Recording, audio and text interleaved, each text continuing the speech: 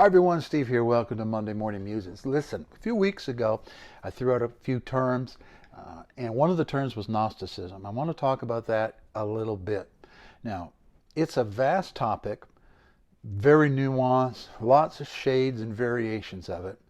But I just want to give you some examples of things that I have heard in my Christian experience that people just accept as, wonderful gospel insight that are 100% Gnostic.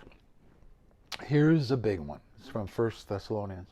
I've heard people, preachers say over and over and over again regarding our essence as a human being, they say this: I am a spirit who has a soul and lives in a body. Have any of you ever heard that one? In charismatic circles, that's standard fare. That is thoroughly Gnostic, and it's a horrible misrepresentation of what Paul says in 1 Thessalonians. The implications of that phraseology is that my essence of existence is spirit, and the body is something down below. It's a hierarchical view of what it means to be human. Number one, any Jew, particularly Paul, anybody from the Pharisaic, and I mean that in a complementary tradition, would have thought disembodied existence to be unthinkable, that there would be existence without a body. The body is just as much included in redemption and in the scope of salvation than anything else. We are not this fragmented tripartite being. St. Paul says, sanctify you wholly, W-H-O-L-L-Y, body, soul, and spirit. It's for emphasis. He's talking about every facet of the human existence. It's like body, soul, spirit, emphasis. Otherwise, there's nothing. It's not a hierarchical value system of some realm that's supposedly better than another.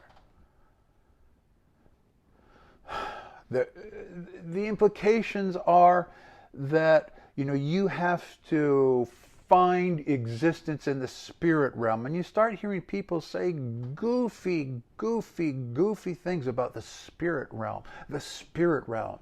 I was in the spirit realm.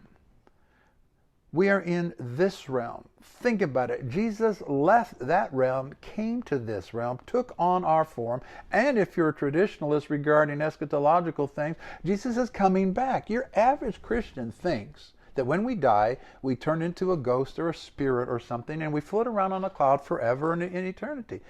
If you're a literalist about the second coming, he's coming back here. Your average Christian doesn't understand that he rose bodily.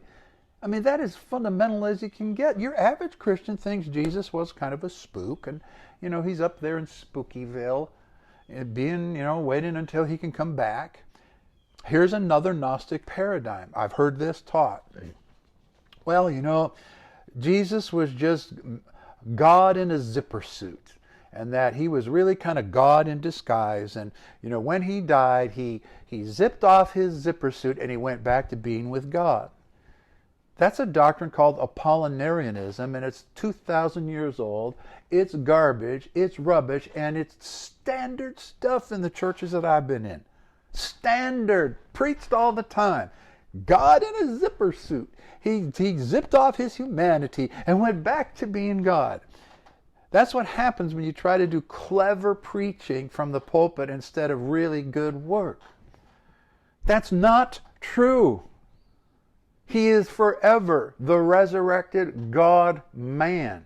He had a body, he has a body, and he will have a body when he comes back into time and space.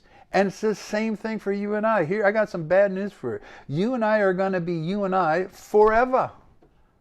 We get glorified, spirits? Glorified bodies. What is a glorified body? A body that is not subject to these four dimensions: this length, width, height, and space and time. A body has substance. It's going to be substance of an elevated order.